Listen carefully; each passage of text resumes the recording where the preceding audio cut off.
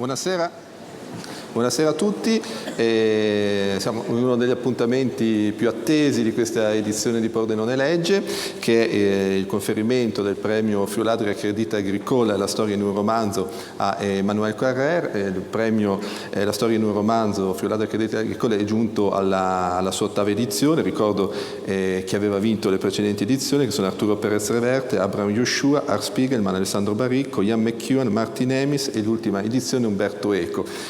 Insomma, è un grande onore quest'anno poter premiare Emmanuel Carrère. Invito appunto Emmanuel Carrère a entrare con la presidente della banca Friuladria Crédit Agricole, Chiara Mio. Prego.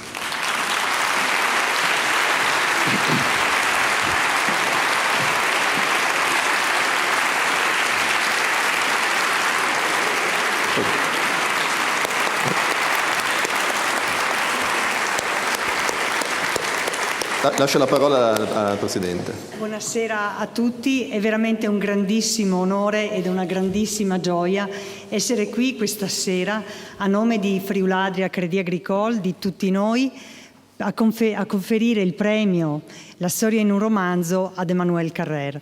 Friuladria fin dall'inizio sostiene Pordenone Legge. Pordenone Legge è diventata una festa del libro di rilevanza nazionale e internazionale e Friuladria è una banca che cerca di fare bene il suo lavoro.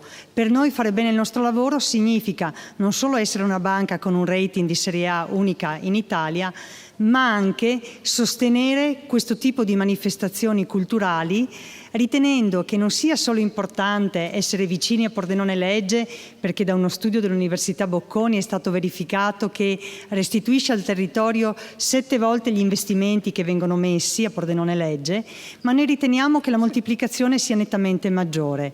Investire in cultura significa creare le basi per l'economia del futuro e noi ci sentiamo banca del territorio in questo modo. Questa sera consegnerò fra un minuto il premio a Emmanuel Carrère. La motivazione verrà letta da Alberto Garlini e quindi non spendo una parola sul perché gli viene conferito e poi lo ascolteremo. Dico solo una parola sul che cosa gli viene dato come segno tangibile del premio. Il premio consiste in un tallero d'oro che Friuladria ha scelto come evocazione di questo premio della storia in un romanzo, perché il tallero d'oro fu usato per la prima volta da Maria Teresa d'Asburgo nel 1700 come un euro ante litteram, e ci piace consegnare questo segno di una unità europea all'insegna della cultura e di un libro così bello, La storia in un romanzo, a un autore così importante, così profondo e che ci pone delle sfide così contemporanee come Emmanuel Carrère.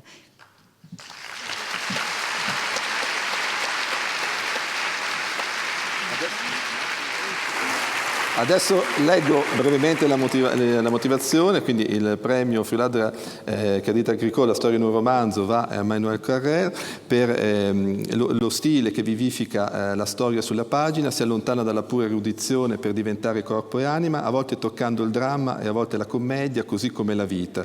Carrère ha affrontato temi storici impiegando la sua straordinaria capacità fabulatoria per raccontare la Russia del dopoguerra attraverso la figura di Edward Limonov e più recentemente il cristianesimo delle origini, seguendo con lo spirito dell'investigatore gli avventurosi viaggi di San Paolo e di San Luca. E per queste ragioni il premio va a Emmanuel Carrère.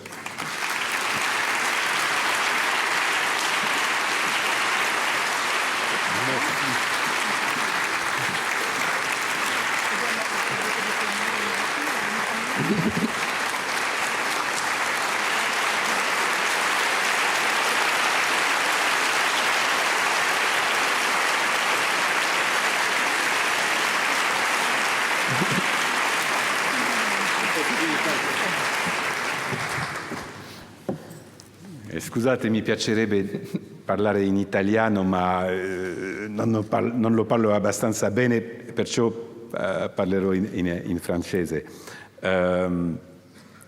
Bon, je voulais vous remercier d'être là. Vous remercier, Madame la Présidente, pour ce prix qui est très flatteur. Enfin, il suffit quand même de voir la liste des précédents lauréats pour être très fier d'y figurer. Et je voulais dire aussi que je suis content d'avoir cette conversation avec Alberto Garlini, dont je ne connais qu'un livre, mais qui est un livre important, les Rouges et les Noirs, qui est un livre qui pourrait mériter ce prix, car c'est vraiment un livre qui essaye d'interroger l'histoire contemporaine dans ses complexités, ses ambiguïtés. Et c'est vraiment, enfin, je trouve un travail de réflexion romanesque sur l'histoire tout à fait remarquable. C'est pour ça que je suis très content qu'on ait ensemble ce dialogue. Voilà. Donc voilà, je vous remercie tous, la banque et vous d'être là.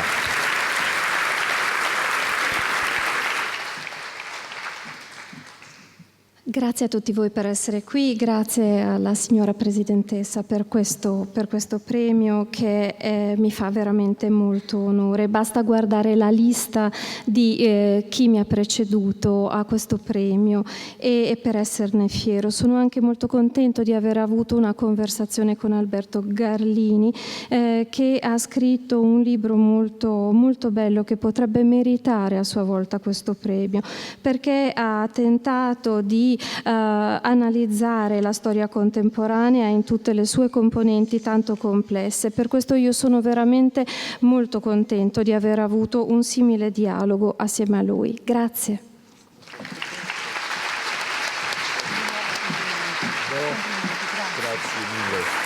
Grazie. Alors, on s'assoit maintenant et on commence. Io qua? On se met là, nous.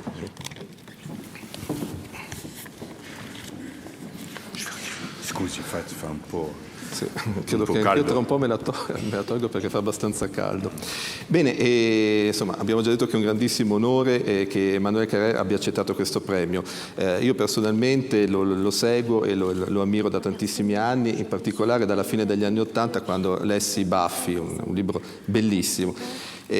Successivamente sono rimasto folgorato, mi verrebbe da dire come tutti, dall'Avversario, che dal mio punto di vista è uno dei più bei libri del dopoguerra, e molti altri sono stati i suoi grandi successi. Ricordo Vite che non sono la mia, La vita come un romanzo russo, La settimana bianca. Ecco, credo che in Carrère, quando si legge Carrère, si senta principalmente precisione e onestà. I suoi libri sono sempre conturbanti, cercano di indagare i misteri, le contraddizioni dell'animo umano, e la cosa bella è che quando li leggi ti senti sempre chiamato in causa personalmente, non c'è mai nulla di pacificato, è come se fossimo in un teatro e non ci fosse il palco, sei lì in mezzo e vivi ciò che ti succede.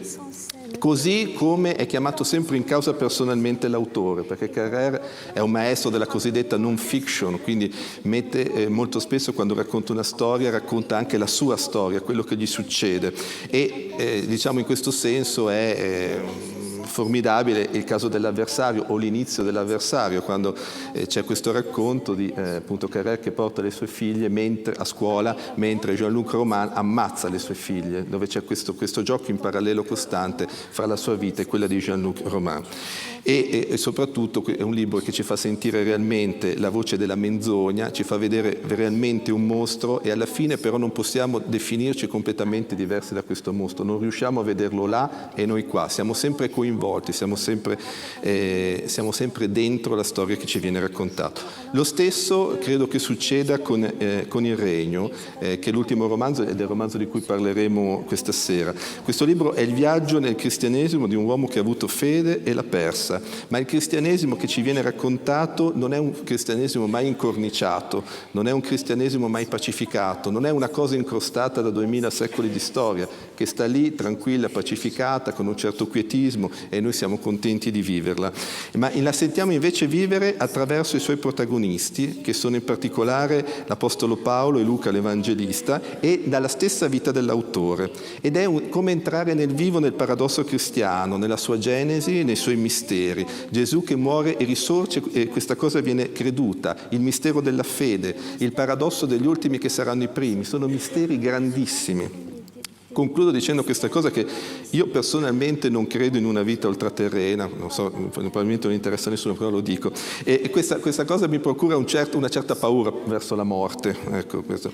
E quindi tecnicamente non ho fede, ma anche grazie al libro di Carrère ho capito crociatamente di potermi dire cristiano, perché tutti i dilemmi del cristianesimo alla fine sono i miei dilemmi, e la luce appunto che dà senso alla vita umana, questa luce del cristianesimo è anche un po' la luce che rischiara la mia vita, questo è.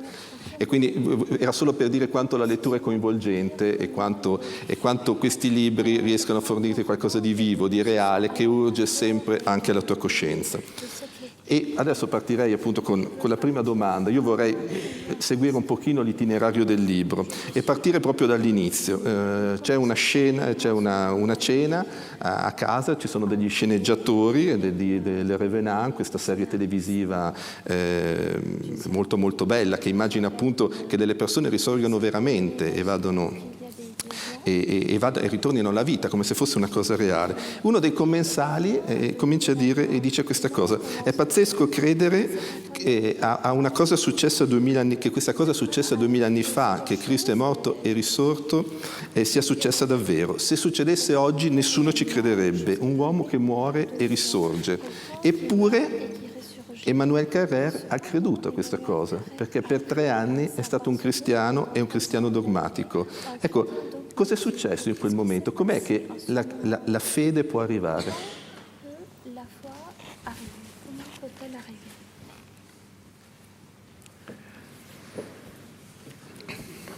Alors, je pense que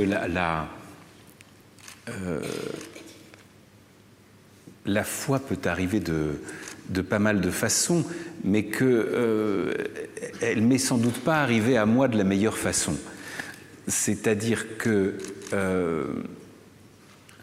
cette période ancienne à laquelle que j'essaye de raconter à un moment de ce livre, qui date de quand j'avais une trentaine d'années, était une période, voilà, très mal, pour toutes sortes de raisons, très malheureuse de ma vie, où j'avais l'impression que ma vie était dans une impasse complète, à la fois sentimentale et créatrice. Enfin, vous voyez, il y a des moments où on a l'impression d'être comme ça, comme un joueur d'échecs qui est échec et mat, qui n'a plus aucune case sur laquelle aller. Et à un moment, disons, la foi m'est apparue comme une possibilité d'évasion de cette situation insupportable. Et au fond, comme quelque chose qui me débarrasserait de moi, qui faisait qu'en commençant à croire quelque chose qu'en réalité je ne croyais pas, ça me permettait de n'être plus moi, d'être quelqu'un d'autre que moi. Je vous laisse traduire et je continue un peu peut-être après.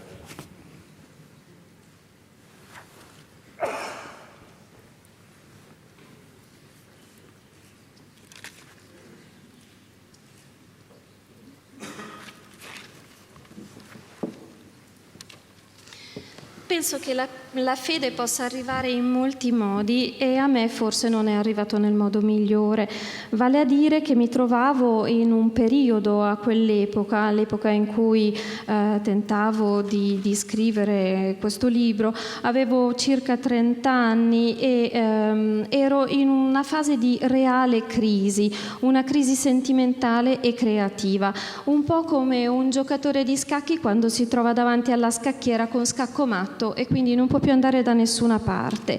E in quel momento la fede mi è sembrata come una possibilità di evasione da una situazione insopportabile e mi permetteva anche di sbarazzarsi di me stesso, vale a dire credere in una cosa in cui in fondo non credevo, mi permetteva di allontanarmi da me stesso, di uscire in qualche modo da me stesso. Oui, voilà, il y avait vraiment un désir d'échapper à soi-même et un désir de refuge, de consolation, de tout ça.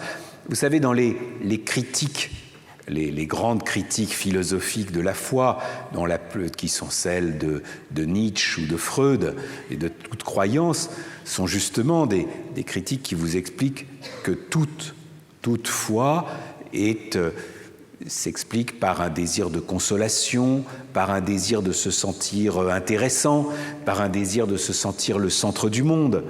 Et à vrai dire, la foi telle que je l'ai vécue justifie toutes ces critiques des grands philosophes critiques de la foi. Maintenant, ce que je voudrais dire, c'est que même si je n'ai connu, moi, pour des raisons, je dirais, de pathologie personnelle, même si je n'ai connu, moi, que ce visage, je dirais, replié et inquiet de la foi, il y a d'autres visages de la foi qui sont beaucoup plus rayonnants, beaucoup plus ouverts, beaucoup plus lumineux. On en connaît, mais voilà, moi je n'ai pas eu accès à ça. La foi, je peux dire que ma foi n'était pas de très bonne qualité, quoi. Voilà.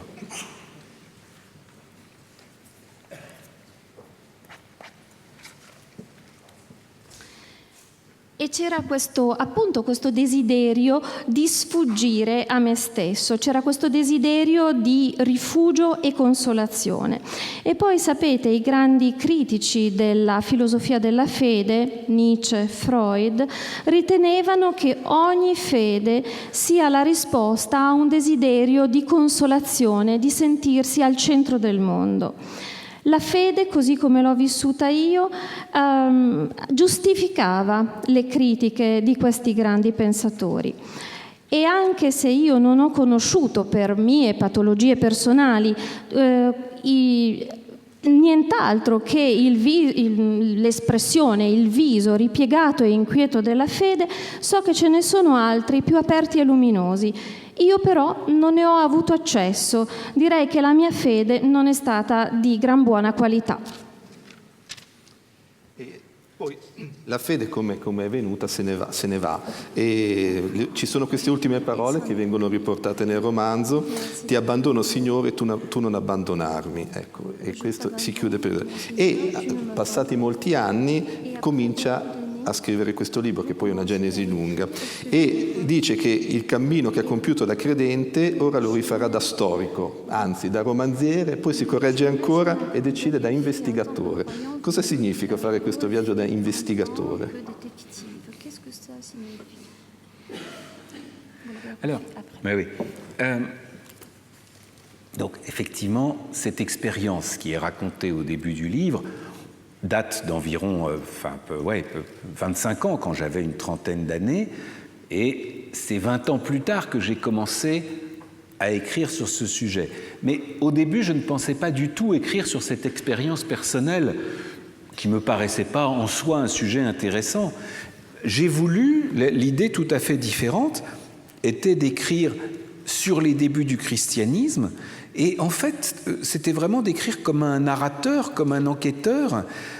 Et au début, mon désir était même d'écrire pas un roman, mais une série télévisée.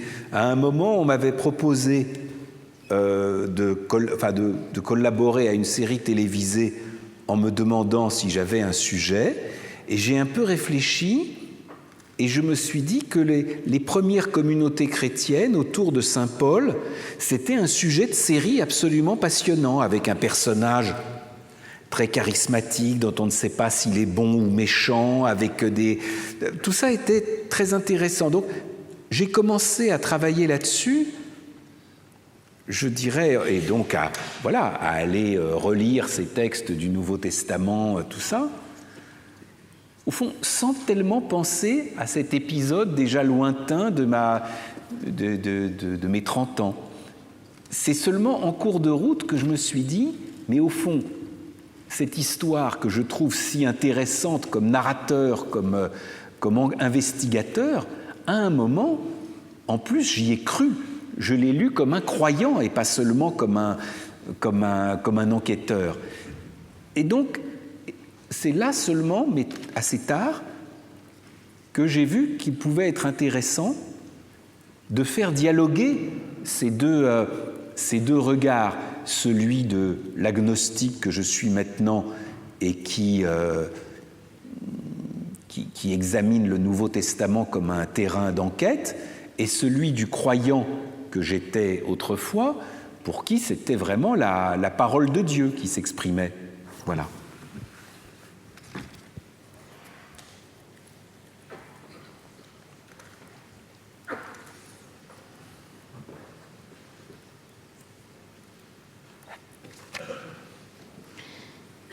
Effettivamente questa è un'esperienza che risale a circa 25 anni fa, avevo 30 anni a quell'epoca e sono passati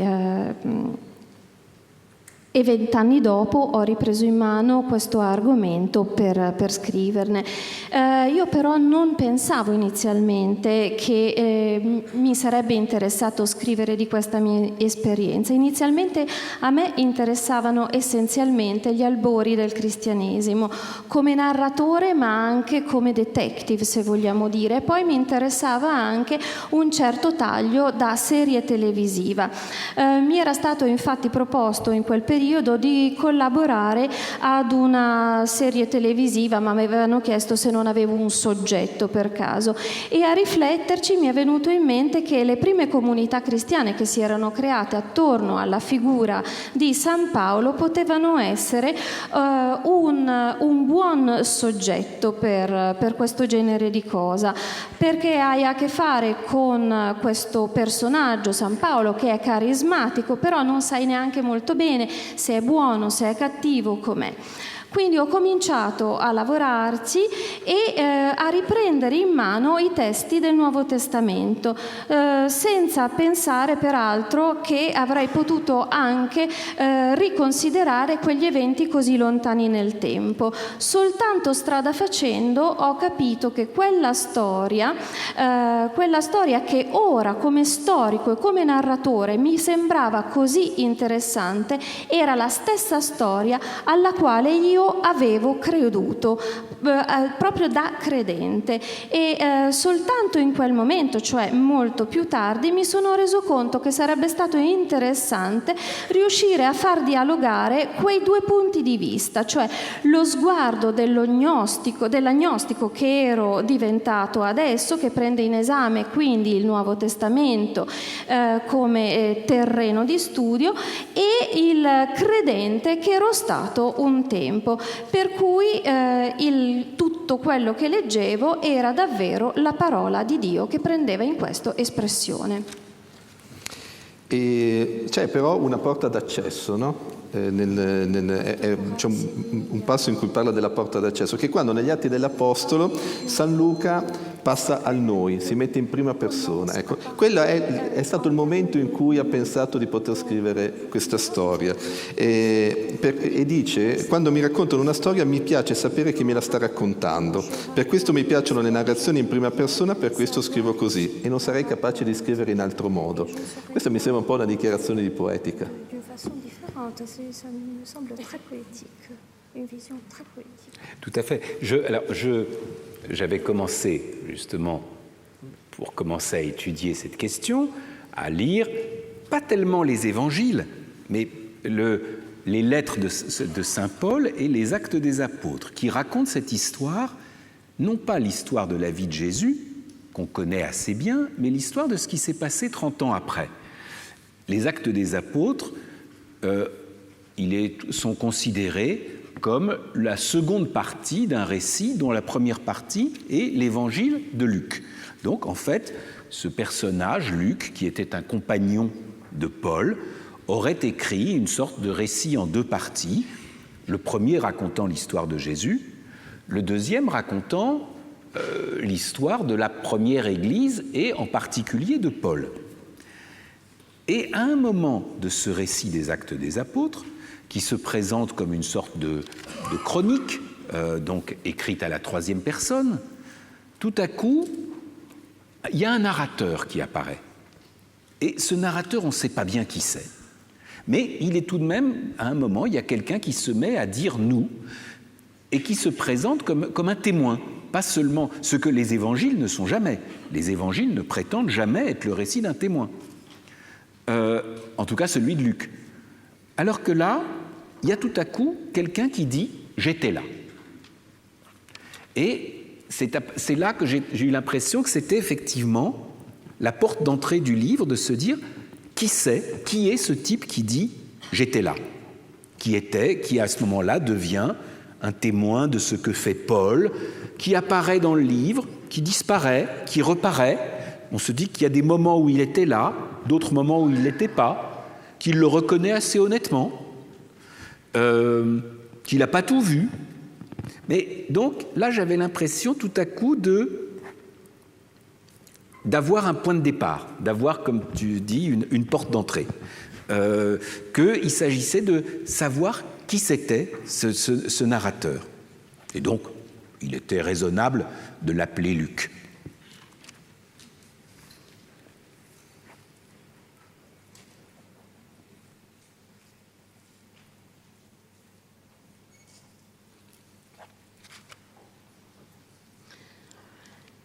Quando ho iniziato a lavorare e quindi a condurre gli studi per questo progetto, ho cominciato a rileggere San Paolo e gli Atti degli Apostoli. Non mi interessava la vita di Gesù, mi interessavano la trentina d'anni che seguivano la morte di Gesù. Mi interessava, ma non era il mio soggetto. Mi interessava, ma non era il tema del libro. Gli Atti degli Apostoli costituiscono la seconda parte, dunque la prima parte è il Vangelo di Luca. Luca ha scritto quindi una narrazione costituita da 2 blocchi, c'è la prima parte con la storia di Gesù e la seconda parte invece con tutta la storia della prima Chiesa e di San Paolo. Quindi questa cronaca era raccontata alla terza persona e però all'improvviso c'è l'apparizione di un narratore, io non so chi è, ma comincia a esprimersi in termini di prima persona plurale, noi. Quindi ecco che mi si presenta nel testo, cosa che non era mai accaduta all'interno dei Vangeli. All'improvviso dunque qualcuno mi sta dicendo guarda che io c'ero. Ecco dunque la mia porta d'entrata ed era dunque interessante capire chi era questa persona, questo testimone, questo personaggio che appariva e che scompariva, che un po' c'era, un po' non c'era, che non aveva visto proprio tutto. All'improvviso io ho avuto l'impressione di avere un punto di partenza, che mi si fosse aperta questa porta per entrare. Sapevo cioè che c'era qualcuno e chi era, ed era ragionevole che si chiamasse Luca. Je voudrais ajouter quelque chose. C'est profondément, je crois pas dans les récits à l'objectivité. Je crois qu'un récit est toujours écrit par quelqu'un. Même les livres d'histoire d'ailleurs, je ne parle pas seulement des romans, mais les livres d'histoire, puisqu'il est quand même beaucoup question de ça ce soir, mais les livres d'histoire sont aussi écrits par des gens avec des opinions, avec des préjugés, avec des particularités. Et même s'ils se présentent davantage comme des choses objectives, impartiales, je pense qu'il est toujours... ma tendance naturelle est de toujours chercher l'auteur derrière, savoir qui c'est, qui parle. C'est pour ça que moi-même, dans mes livres, d'une façon qu'on peut peut-être trouver un peu narcissique, tout ça, mais ça me paraît très important de dire au lecteur qui lui parle, qui lui raconte l'histoire. Cette histoire, c'est pas la vérité révélée, c'est pas Dieu qui parle, c'est seulement moi. Et donc, c'est pour ça que ça me paraît nécessaire de parler de moi.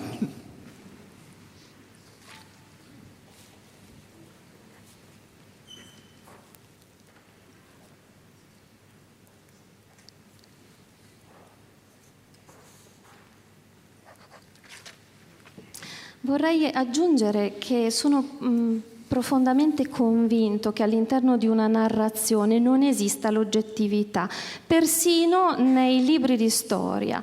Persino nei libri di storia chi scrive è una persona con delle opinioni, con dei pregiudizi, con delle particolarità. E anche se crede di esprimersi in maniera di dire delle cose imparziali e oggettive, la mia tendenza però è sempre di tentare di capire chi sta dietro a quelle parole, chi è e che cosa dice. Per questa ragione nel mio libro voglio che il lettore sappia chi c'è dietro, chi parla, che non è la verità rivelata, quella che c'è scritta, sono soltanto io. E per questa ragione mi sembrava importante che parlassi anche di me. Une dernière chose. En français, je ne sais pas s'il y en a un équivalent en italien, il y a l'expression « parole d'évangile » pour dire quelque chose qui est la vérité absolue. Et donc, c'était intéressant de se dire « parole d'évangile », ben voilà, un évangile, il y a un type qui l'a écrit. C'est pas parole d'évangile, c'est pas la parole de Dieu, c'est quelqu'un qui l'a écrit. Essayons d'imaginer qui était ce quelqu'un, en l'occurrence Luc. Mais se dire qui c'est qui a écrit un évangile, en se posant par exemple une question très simple. Avant, quand j'étais un croyant, quand je lisais l'évangile, je disais « qu'est-ce que Dieu veut me dire ?» Mais si on le lit, là, quand je relisais l'évangile pour écrire ce livre, je me posais une question beaucoup plus triviale qui était « quand Luc écrit ça, d'où est-ce qu'il le sort ? Est-ce qu'il l'a lu ? Est-ce qu'on le lui a raconté ? Est-ce qu'il l'a inventé ? » Et c'est une question qui est intéressante, parce que, justement, parole d'évangile, c'est la parole de quelqu'un, et pas seulement de Dieu.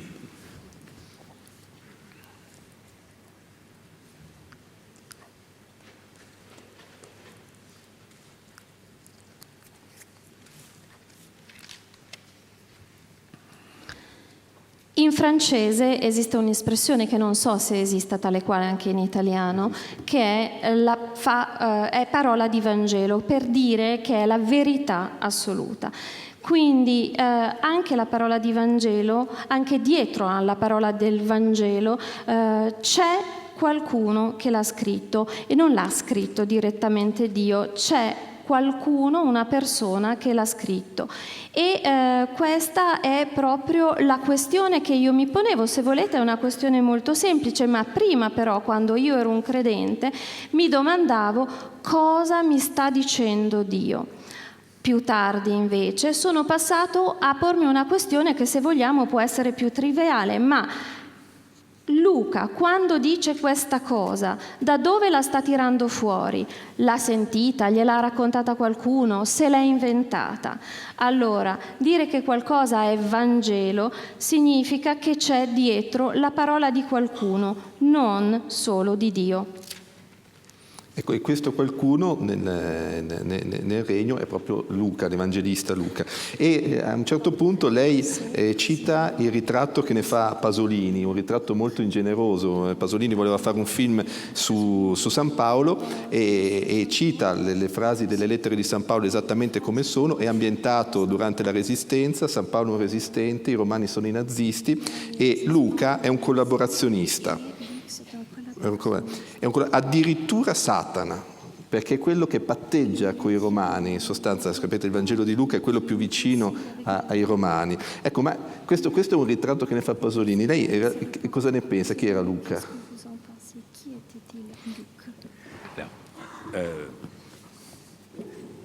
Pasolini, dans ce scénario très intéressant qu'il a écrit, mais pas tourné sur la vie de Saint Paul, Pasolini détestait Luc, c'est vrai. C'était vraiment le méchant évangéliste pour lui, c'est-à-dire celui... pour les mêmes raisons pour lesquelles moi je l'aime bien. C'est-à-dire que Dieu sait que j'aime Pasolini, mais au fond, ce pourquoi Pasolini ne l'aimait pas, ce sont quelques-unes des raisons pour lesquelles moi je l'aime. C'est-à-dire que c'est pas vraiment un homme de foi, Luc. C'est un homme qui a toujours tendance à penser que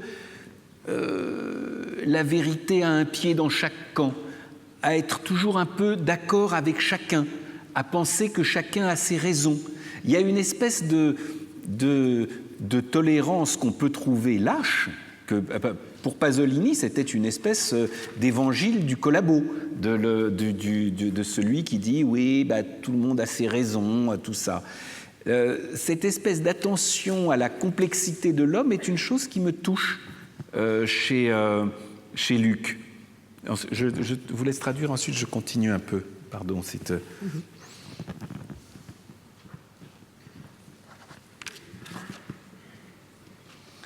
Effettivamente Pasolini aveva scritto questa magnifica sceneggiatura, non l'aveva mai poi girata sulla vita di San Paolo e detestava San Luca. Per lui era proprio il cattivo evangelista e lo detestava per le stesse ragioni per le quali io sono affezionato a San Luca, vale a dire che non è veramente un uomo di fede, è la persona che tende a trovare la verità un po' in tutti i campi, a dare ragione a tutti, a vedere che ognuno ha un po' la propria ragione. Quindi una sorta di tolleranza che può sembrare da vili, però io trovo che questa attenzione all'essere umano sia molto interessante in Luca, mi tocca molto profondamente. Alors, je pense aussi que Luc est le plus écrivain ou romancier des évangélistes. À un moment, vous savez, on s'aperçoit qu'il y a un certain nombre de choses dans l'évangile de Luc qui existent seulement dans l'évangile de Luc, pas dans les autres, et qui sont parmi les choses qui sont les plus, vous voyez, les greatest hits du légendaire chrétien, parmi les histoires les plus belles. Vous voyez l'histoire du bon samaritain, l'histoire du fils prodigue, les évangiles de l'enfance, des choses comme ça. Toutes ces choses qui sont vraiment dont je pense honnêtement que Luc les a inventées, que ce sont vraiment les créations d'un romancier. Et ça m'intéressait aussi énormément d'essayer non pas de comprendre, mais d'imaginer, puisqu'il y a une très grande part d'imagination, comment cet homme tenait à la fois le rôle d'une sorte de témoin, d'enquêteur, mais aussi de romancier qui inventait. Et au fond, je ne pouvais pas m'empêcher de m'identifier beaucoup à Luc, parce que j'avais l'impression, moi-même, en écrivant mon livre, de faire 2000 ans plus tard un peu le même travail. C'est-à-dire que Luc a fait un des 4 portraits par lesquels nous connaissons Jésus, et moi, j'ai pas vraiment voulu faire un portrait de Jésus, d'abord parce que ça m'intimidait, d'autre part parce qu'il y en a beaucoup, mais ça m'intéressait de faire le portrait d'un de ces portraitistes, d'essayer d'imaginer qui il était, de me figurer le visage de ce Luc. Et au fond, c'est un portraitiste que je trouve très, très humain, très nuancé, avec un sens du détail que, comme écrivain, j'admire beaucoup. Il y a une espèce de respect confraternel que j'éprouve à son égard et d'affection confraternelle.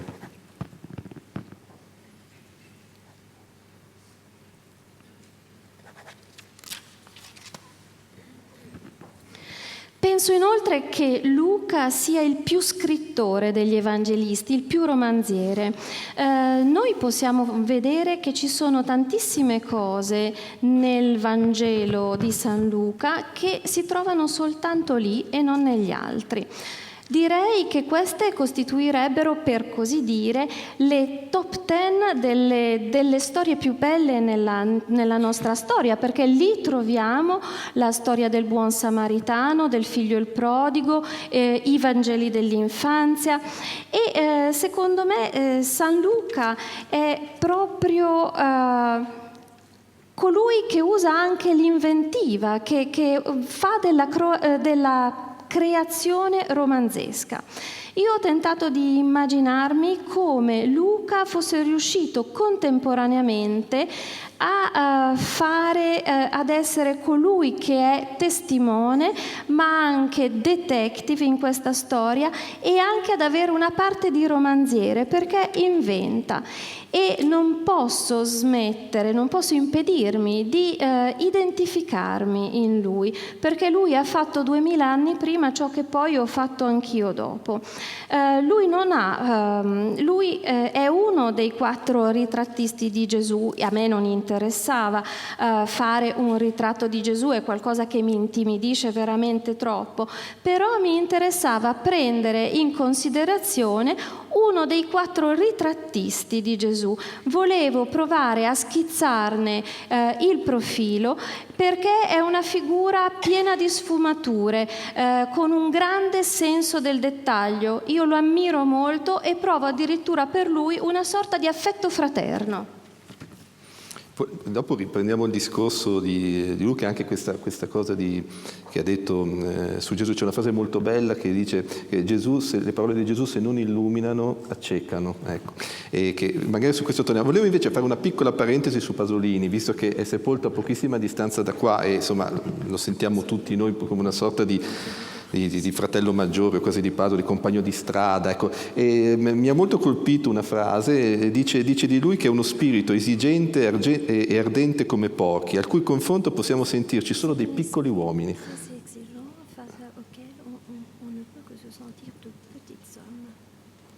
Oui, tout à fait. Enfin, je pensais, il y a un beau livre qu'a écrit un écrivain italien assez jeune, Emanuele Etrevi, il y a 1 ou 2 ans, sur l'amitié de Pasolini et Laura Betti, et sur ce livre, le dernier livre inachevé de Pasolini, Pétrole. Et dans on voit que des gens comme Pasolini, c'est des gens dont on a l'impression qu'ils brûlent constamment, et on a toujours l'impression d'être un peu des tièdes comparés à une figure comme ça, qui inspire une espèce d'admiration fascinée, un peu effrayée parfois aussi. Oui, bon, voilà, c'est ce que je pouvais dire sur Pasolini. Je voudrais ajouter donc quelque chose encore sur Luc, qui est effectivement que donc Pasolini n'aimait pas, et qui n'était pas un esprit aussi brûlant que Pasolini. Paul l'était. Paul pouvait ressembler à Pasolini, certainement. Pas Luc. Luc était un témoin. Luc était, si vous voulez... Vous savez, c'est comme en fait, ce qui était très agréable pour un romancier, en prenant Paul et Luc, c'est que c'était un merveilleux couple romanesque. Vous voyez, c'est comme Don Quichotte et Sancho Panza, ou comme Sherlock Holmes et le docteur Watson. C'est-à-dire que le docteur Watson, c'est celui qui écrit l'histoire.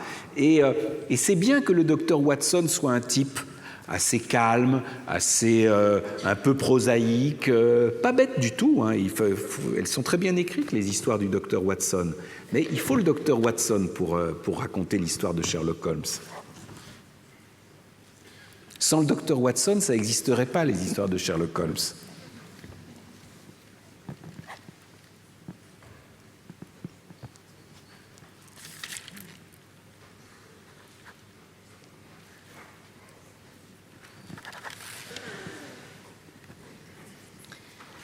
Sì, c'è infatti un bel libro di Emanuele Etrevi scritto un paio d'anni fa proprio su Pasolini, e noi vediamo che le persone come Pasolini sono sempre delle persone che ti danno l'impressione di essere delle torce, di bruciare. Vicino a loro hai sempre l'impressione di essere un po' tiepido. Sono persone che ispirano un'ammirazione colma di fascino, ma anche di una certa paura. Ma vorrei ritornare 2 parole su San Luca. San Luca è tutt'altro che uno spirito ardente come Pasolini. Lo è semmai San Paolo. San Paolo è come Pasolini, Luca assolutamente no. Però c'è una cosa che è molto interessante dal punto di vista di uno scrittore, cioè Luca e San Paolo costituiscono una coppia romanzesca perfetta, al pari di Don Chisciotte e Sancho Panza, di Sherlock Holmes e Watson. È Watson che la sera scrive e è proprio lui che è un personaggio dotato di questa calma, è prosaico, è tutt'altro che uno stupido, e però ci vuole lui per scrivere le storie di Sherlock Holmes. Senza di lui le storie di Sherlock Holmes non esisterebbero. Je voudrais ajouter quelque chose, c'est un peu à côté, mais une chose que j'ai toujours trouvée surprenante et qui est, je trouve, tout à fait à l'honneur de l'Église primitive, c'est qu'elle a gardé les 4 évangiles, les 4 récits de la vie de Jésus, les plus anciens, alors que la tentation naturelle d'une institution comme commençait à devenir l'Église, c'était forcément de faire un seul récit cohérent qui aurait été la ligne du parti, il faut croire ça et pas autre chose, alors qu'il y en a 4 qui sont un peu contradictoires, avec des divergences, des incohérences, et je trouve que les avoir gardés tous les 4, quand on a décidé de faire le canon de ce qui s'est appelé ensuite le Nouveau Testament, ça témoigne à la fois d'une vraie honnêteté historique et aussi, même si ça n'était pas conscient, d'une extraordinaire intuition littéraire. C'est-à-dire que d'avoir 4 récits, c'est beaucoup plus fort qu'un seul. C'est-à-dire que la figure de Jésus est beaucoup plus mystérieuse, complexe, riche qu'elle ne l'aurait été s'il y en avait eu un seul. C'est une affaire de littérature, les évangiles, hein, aussi, vraiment.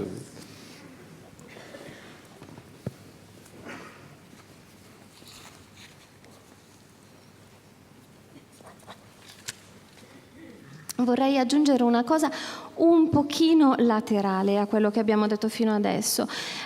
Io ho sempre trovato sorprendente l'onestà della Chiesa primitiva, che ha conservato le 4 narrazioni relative alla vita di Gesù, perché la tendenza sembrerebbe dover essere, per un'istituzione come quella della Chiesa, di fondere insieme tutti questi racconti, crearne uno soltanto, creare, per così dire, una sorta di linea di partito.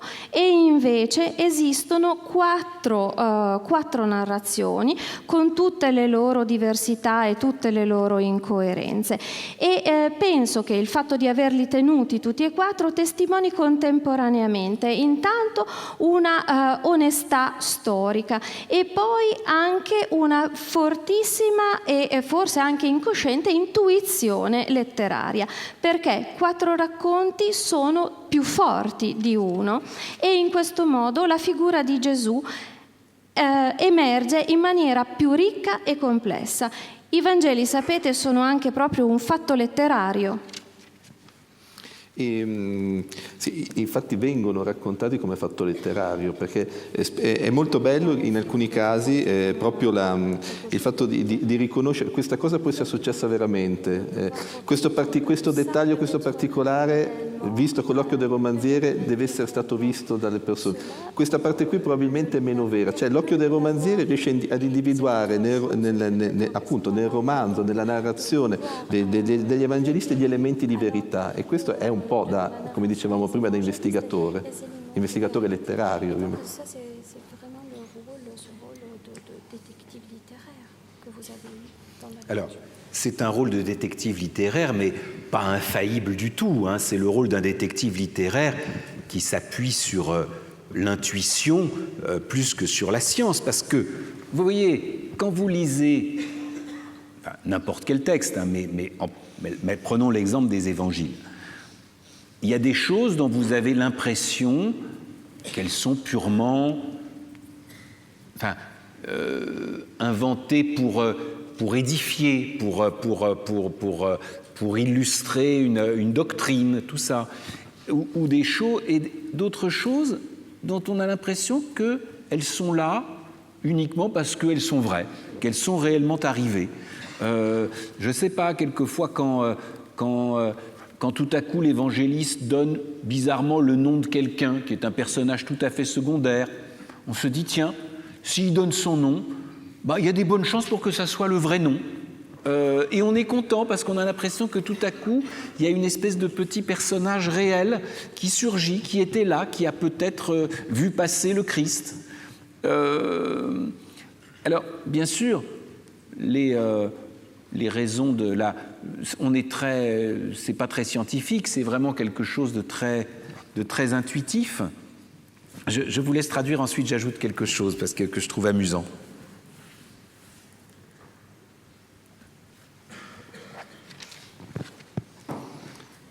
Sì, certo, è il ruolo di un detective letterario, però è tutt'altro che infallibile, perché tutto si fonda sull'intuizione più che su qualcosa di scientifico. Ma questo vale un po' per tutti i testi, però noi prendiamo adesso ad esempio i Vangeli. Ci sono delle cose che immediatamente ti danno la sensazione di essere state inventate in quanto edificanti e perché illustrano meglio una dottrina. Poi ne trovi delle altre cose che invece ti sembrano immediatamente essere vere, accadute veramente. Quindi questo accade per esempio quando gli evangelisti nominano qualcuno per nome. Magari si tratta di un personaggio secondario, però all'improvviso tu vedi che sta sorgendo in questa narrazione un personaggio reale e che ha visto davvero passare per esempio il Cristo. Ma in tutto questo non c'è niente di scientifico, è soltanto qualcosa di intuitivo. Non, je voudrais ajouter qu'il y a quelque chose que je trouve très amusant et intéressant, qui est ce que les spécialistes de la Bible, ce qu'on appelle les exégètes, appellent le critère d'embarras. C'est-à-dire c'est quand il y a dans un texte quelque chose dont on pense que l'auteur, il était bien embêté de le mettre, que ça l'arrangeait pas, qu'il aurait préféré le supprimer, mais que par honnêteté, par souci de respecter ses sources, il le garde. Là, on se dit, c'est sûr que c'est vrai. Par exemple, dans l'évangile de Marc a été écrit par quelqu'un qui était, au fond, qui exprimait la tradition de Saint-Pierre, dont on dit qu'il était le secrétaire de Saint-Pierre. Donc il avait forcément une très grande dévotion pour la figure de Pierre. Or, l'évangile de Marc n'arrête pas de présenter Pierre comme un crétin, comme un type qui comprend jamais. Jésus passe son temps à lui dire « mon pauvre, vraiment, t'es idiot ». À la fin, il finit par trahir Jésus, d'une façon qui est très émouvante. Et on se dit que Marc a peut-être dû se dire « ah bon, ça serait mieux pour la réputation de Pierre que je supprime tout ça, que je montre un Pierre uniquement noble, clairvoyant, intelligent ». Mais au fond, il était honnête et ce visage, ce portrait de Pierre tellement humain, tellement faillible et qui ne comprend pas des choses que nous-mêmes n'aurions pas compris non plus, je le trouve magnifique. C'est un peu... Vous savez, si un peintre fait le portrait d'un roi qui le lui a commandé, bon, si le roi est magnifique avec un visage absolument rayonnant d'intelligence et de sérénité, on ne peut pas être sûr que le portrait est ressemblant. Si le roi il louche et qu'il a des verrues, on se dit qu'il devait vraiment loucher et avoir des verrues parce qu'il n'y a pas de raison que le peintre les peint comme ça.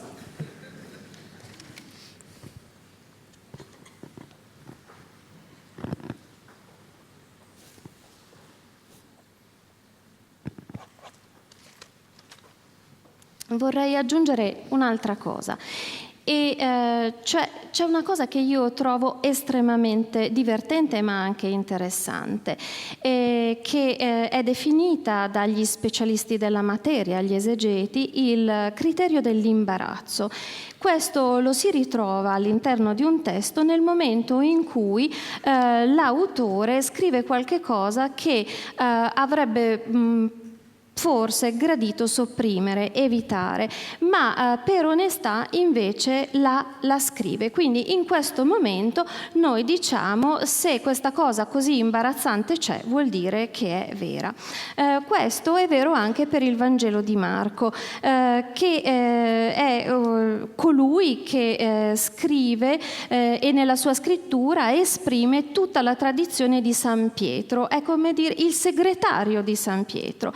Ora, nel suo Vangelo Marco dice spesso che San Pietro è insomma una persona un po' così, un poverino, non tanto intelligente, e avremmo potuto anche immaginarci che per salvare la reputazione di San Pietro Marco lo disegnasse, insomma ne desse un quadro molto migliorato di una persona intelligente, brillante, e invece no, lui ce lo mostra come il personaggio pieno di difetti e di debolezze, e io questa cosa la trovo magnifica. In fondo, se un pittore, facendo il ritratto di un re, ce lo mostra tutto sfolgorante di intelligenza e di serenità, noi siamo sicuri che non sia proprio del tutto somigliante. Se invece gli fa un sacco di rughe, ecco che noi pensiamo che deve essere vero, perché altrimenti non ci sarebbe stata ragione per dipingerlo così. Sì, e tra l'altro il Vangelo di Marco, che Carrera ha tradotto in francese, perché c'è stata questa iniziativa della traduzione del testo biblico da parte degli scrittori, ha questo finale aggiunto, perché il finale vero del Vangelo di Marco è qualcosa di abbastanza terribile, una scena scabra, vuota, dove queste donne vanno al sepolcro vuoto, c'è un uomo vestito di bianco che dice che Gesù non è più lì, e le donne scappano e sono spaventate, e così si conclude il primo Vangelo. Impressionnante. Oui, l'évangile de Marc, qui est réputé être le premier qui a été écrit, qui est aussi le plus mal écrit, dans un grec que je ne suis pas capable de juger parce que je ne lis pas le grec, mais dont on me dit qu'il était très maladroit, qui est le plus brutal, qui est celui qui donne l'impression de raconter une espèce de fait divers, où Jésus apparaît comme une sorte de guérisseur paysan entouré par une bande de types un peu louches et qui finit d'une façon complètement sordide.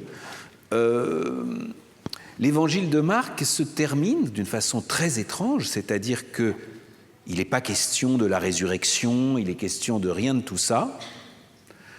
On voit Jésus a été crucifié, donc toute cette histoire s'est terriblement mal finie. Il a subi un supplice horrible et infamant. Tous ses amis, tous ses disciples se sont dispersés. Et puis il y a 3 femmes qui viennent récupérer le cadavre au tombeau. Et puis elles voient le tombeau vide. Et là, le fait qu'elles voient le tombeau vide, leur réaction, c'est qu'elles ont peur. Et les derniers mots de l'évangile de Marc, avant que l'Église, 2 siècles plus tard, rajoute une fin beaucoup plus admissible avec la résurrection et tout ça, mais les derniers mots de l'évangile de Marc qui existent dans les manuscrits les plus anciens, c'est « elles avaient peur ». Le dernier mot, c'est « peur ». C'est pas du tout, si vous voulez, l'idée qu'on se fait ordinairement d'une espèce comme ça d'apothéose chrétienne. Le dernier mot, c'est « peur ». Et c'est fait partie des choses qui rendent qui donnent aussi cet extraordinaire accent justement de vérité brutale à l'évangile de Marc, qui est comme Alberto le rappelait, que j'ai eu l'occasion de traduire, de traduire pas tout seul, je ne traduis pas du grec, mais dans une édition française de la Bible qui a été faite avec des écrivains français contemporains. Et je me souviens d'ailleurs que l'exégète avec qui je travaillais me disait « mais c'est beaucoup trop propre ta traduction ». Il passait son temps à me dire « n'oublie pas que Marc écrivait le grec exactement comme un chauffeur de taxi à Singapour parle l'anglais, c'est-à-dire il parlait une espèce de pidgin grec ». j'ai pas osé traduire de façon aussi impropre. Mais peut-être qu'il aurait fallu le faire.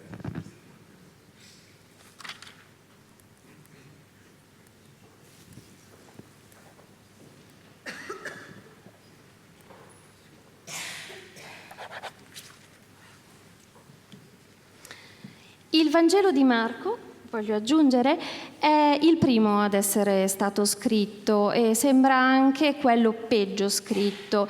Io non conosco il greco, ma sembra che sia anche un greco non proprio tanto bello.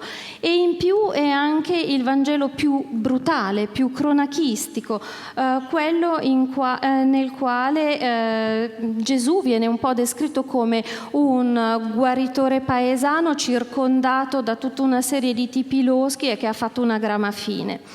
Alla fine, stranamente, non c'è la resurrezione, c'è Gesù che viene crocifisso, quindi sottoposto al peggiore, più infamante dei supplizi, e tutti i suoi discepoli si disperdono.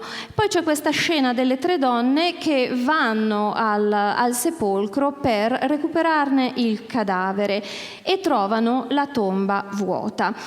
Quando vedono la tomba vuota, le donne hanno una reazione di paura e le ultime parole del Vangelo, proprio prima che ci sia questa aggiunta successiva, sono proprio ed esse ebbero paura. Quindi l'ultima parola è paura, e questo fa parte delle cose che danno un accento di verità brutale al Vangelo di Marco, che io ho tradotto, come si diceva prima, non da solo perché non conosco il greco, ma con altri scrittori francesi contemporanei, e ricordo che durante la fase di stesura di questa traduzione l'esegeta mi aveva detto: stai attento perché la tua traduzione è un po' troppo pulita, è un po' troppo corretta, perché non devi dimenticare che Marco parlava come parlerebbe un inglese, un taxista di Singapore,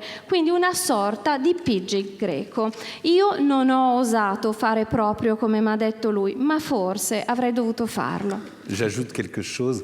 Il n'y a pas longtemps, cette année, un écrivain italien que j'estime beaucoup, Sandro Veronesi, a écrit un livre sur l'évangile de Marc qui s'appelle Non dirlo. Et Sandro, j'en ai discuté avec lui. Ça a été je trouve le livre passionnant. J'ai beaucoup aimé en discuter avec lui. Je ne suis pas du tout d'accord avec lui. Il trouve que Marc, c'est vraiment le grand storyteller des évangélistes. Et il pense que tout est absolument voulu, délibéré, que toutes les choses qui manquent, c'est parce qu'il les a supprimées. Moi, je ne crois pas du tout. Mais en fait, moi, je crois que le vrai storyteller, c'est Luc. Et en fait, je pense simplement que Sandro Veronesi et moi, qui sommes des storytellers, chacun s'est identifié à son évangéliste. Donc, on dit la même chose, mais simplement, chacun sur le sien. Et donc, on n'est pas d'accord, puisque...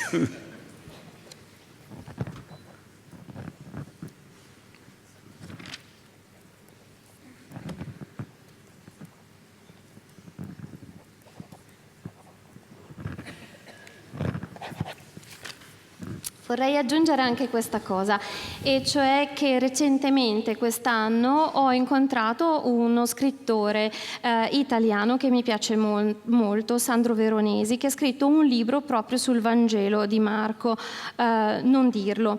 Abbiamo avuto modo di incontrarci, di parlarne, di discuterne insieme. Io però non sono d'accordo con lui.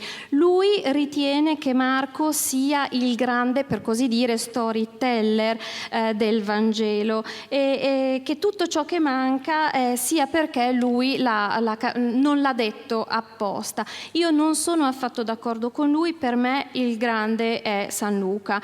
Quindi io e Veronesi abbiamo opinioni completamente diverse, ognuno si identifica con il proprio evangelista e probabilmente diciamo la stessa cosa, però su 2 evangelisti diversi, quindi non siamo d'accordo.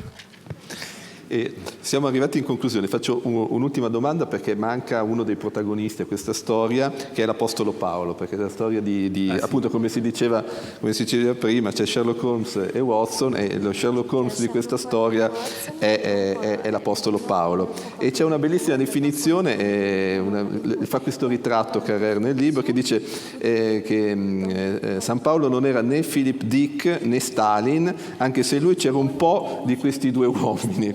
E sulle prime non sembra un ritratto così raccomandabile dell'Apostolo. Alors, Alberto, il y a encore un troisième personnage dont on n'a pas parlé, c'est Jésus. Mais, mais on ne va pas en parler ce soir. Et Jésus est une figure qui, dans le livre, apparaît toujours indirectement, en creux, comme si on le voyait de dos, enfin voilà. Mais Paul, oui, on le voit de face, et même Paul est un peu au centre du livre, même si c'est plutôt Luc, disons, le personnage auquel on s'identifie, le personnage auquel je m'identifie moi, auquel j'invite le lecteur à s'identifier. Paul, c'est le grand personnage romanesque. Alors, il est bien comme personnage romanesque, justement parce que c'est pas un saint, parce qu'il est odieux, Paul. Enfin, c'est un personnage magnifique, c'est un extraordinaire écrivain, il y a ça, que les lettres de Paul, quoi qu'on en pense, sont des choses, d'un point de vue de littérature, absolument extraordinaires, de vie, d'énergie, de puissance, de feu. Mais Paul est un personnage à la fois manipulateur, paranoïaque, extrêmement fanatique. C'est vraiment une figure du fanatique. Et ça n'empêche pas que c'est un écrivain de génie, et ça a été aussi un homme de génie.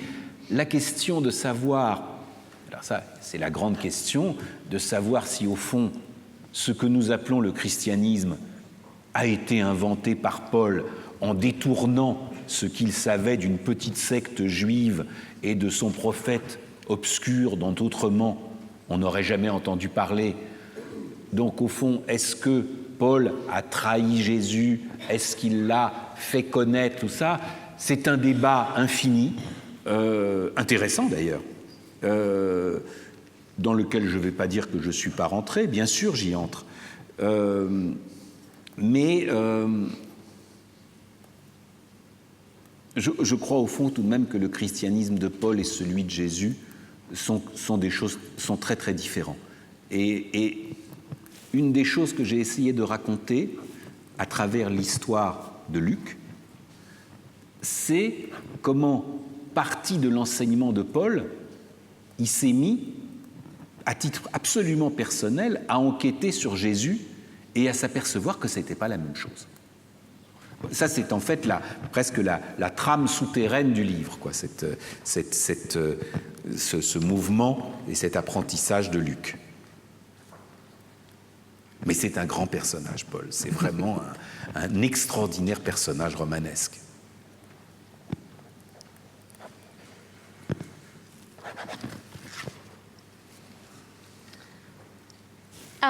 Alberto, ci siamo dimenticati che c'è un terzo grande personaggio, sarebbe Gesù, però lui adesso nel libro appare soltanto indirettamente, come dire un po' di spalle, mentre invece San Paolo appare proprio di fronte, lo vedi in faccia, ed è il centro, il cuore di tutto il libro, anche se San Luca è il personaggio con cui ci si identifica più facilmente, io stesso mi identifico con lui, è San Paolo il grande personaggio romanzesco, ed è un ottimo personaggio perché non è un santo, è anche una persona odiosa, però è anche un personaggio straordinario, un magnifico scrittore che ha un punto di vista letterario preciso, esprime molta energia, potenza, fuoco quasi. Ed è anche il personaggio che è contemporaneamente un manipolatore, un fanatico, ma anche uno scrittore e un uomo di genio. La grande questione è di stabilire se il suo cristianesimo se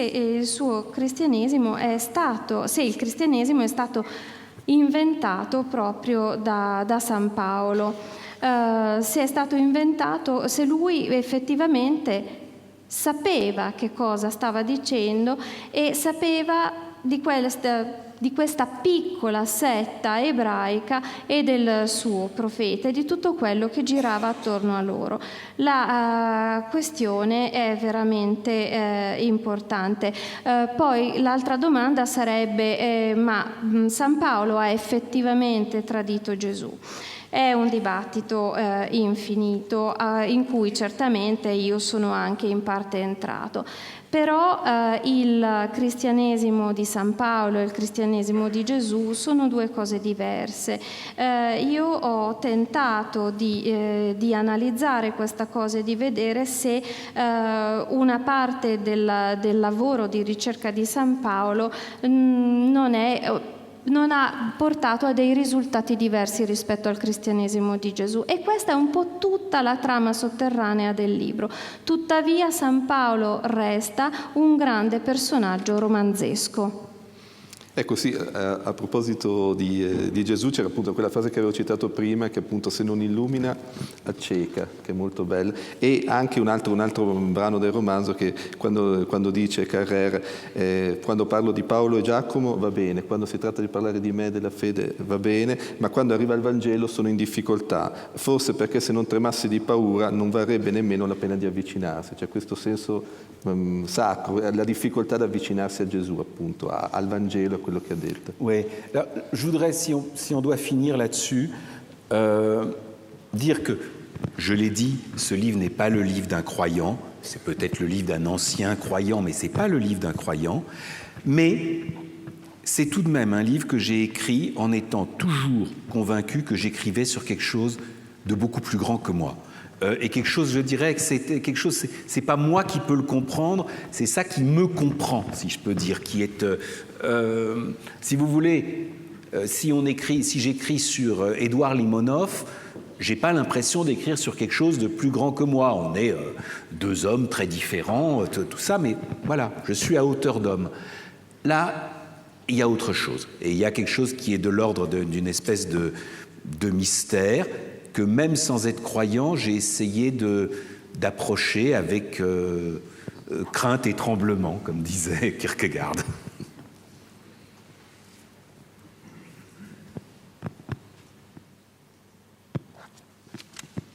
Vorrei aggiungere, se dobbiamo finire qui, che questo libro non l'ho scritto da credente, da ex credente semmai, però l'ho scritto nella convinzione di stare scrivendo qualche cosa di più grande di me. Io non comprendevo, era questa cosa che comprendeva me. Quando ho scritto di Limonov non avevo la sensazione di scrivere di qualcosa che fosse più grande di me. Qui invece c'è qualcosa di diverso, qualcos'altro, c'è una componente per così dire mistica, e ho tentato di avvicinarmi a questa cosa, per usare parole altrui, con paura e tremori. Bene, credo che questa...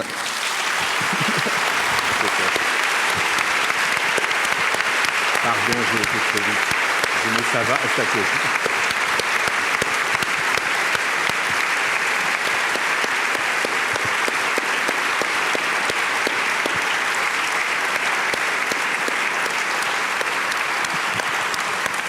Bene, credo che questa possa essere la conclusione più adatta a questo incontro con Emmanuel Carrère. Ringraziamo ancora Emmanuel Carrère di essere stato nostro ospite, ringrazio anche voi e buona continuazione di festival. Grazie ancora. Vi ringraziamo.